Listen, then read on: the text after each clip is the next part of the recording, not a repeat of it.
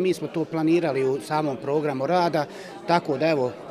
to u januaru i februaru nekako aktualno, evo danas ćemo o tome pričati. Jako dugo se o tome priča, imamo jako dosta dobrih zaključaka i upravo danas ćemo na neke se i posjetiti i vidjeti šta smo tu uradili. Ovdje moram istaći da je termoelektrana jedan od najvećih zagađivača i evo upravo smo dobili od njih informaciju, o tome ćemo razgovarati isto tako da vidimo šta je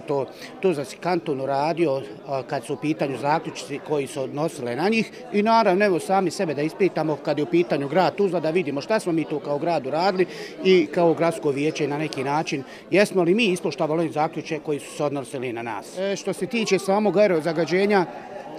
mi u gradu što radimo da evo,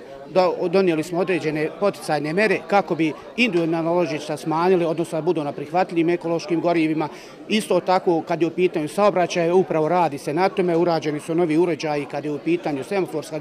signalizacija, samim tim je omogućen zeleni val, brži protok vozila. Isto tako evo radi se određeni kružni prelazi kako bi na neki način upravo taj saobraćaj ubrzali da naravno imamo što manje zagađenja na području samoga grada.